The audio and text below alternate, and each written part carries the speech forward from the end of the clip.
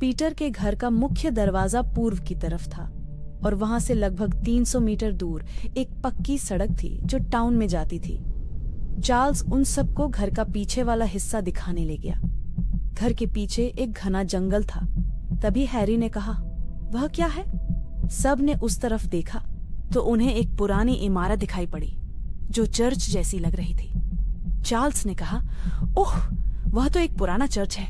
Elijah बोली, तो चलिए चर्च की तरफ चलते हैं। तभी अचानक चार्ल्स बोला, नहीं, फिर कभी चलेंगे। लेकिन सब लोगों के कहने पर चार्ल्स चर्च की तरफ चलने को राजी हुआ। चर्च के पास पहुंचकर उन्होंने देखा कि वहां 18वीं सदी की 3 पुरानी कब्रें हैं। उनमें से एक कब्र पर सर ब्रिक लैज, दूसरे कब्र पर मैडम हेलेना लैज और तीसरी कब्र, जो उन 2 कब्रों से कुछ दूरी पर थी, उस पर मारिया 1670 लिखा हुआ था। वो सब आगे बढ़े और चर्च के अंदर गए। चर्च अच्छी हालत में नहीं था, फिर भी एक अजीब सी शांति वहां फैली हुई थी। एलिजा ने पूछा, यह चर्च कितना पुराना है?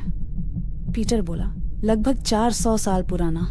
इस शहर का सबसे पुराना चर्च है, लेकिन लापरवाही और बदहाली के कारण आज इसकी यह हालत है।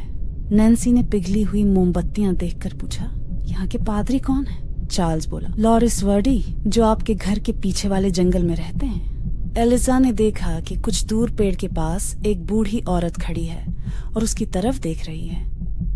उस औरत ने काले रंग के अजीब से कपड़े पहन रखे थे और उसके चेहरे पर एक भयानक सी मुस्कान थी।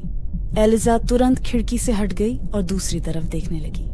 बाद में सब लोग वापस घर आ गए और चार्ल्स ने कहा कि वो डिनर बनाएगा तो सभी फ्रेश होकर नीचे आ जाएं। सारे लोग फ्रेश होकर नीचे आ गए और उन्होंने डिनर स्टार्ट किया। खाना खाते वक्त एलिजा ने ध्यान दिया कि नैन्सी बार बार घर के बाहरी दरवाजे की तरफ देख रही है।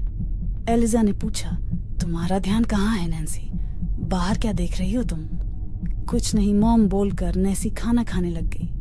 अगले दिन पीटर को उसकी कंपनी से कॉल आया कि उसे काम पर वापस लौटना होगा। पीटर के जाने के बाद एलिजा ने घर का जायजा लिया।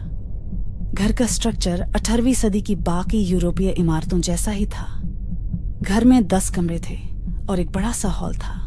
लेकिन एलिजा को एक बात बड़ी अजीब लगी कि इस घर के हॉल के गेट और हर कमरे के गेट पर एक क्रॉस लगा हुआ था।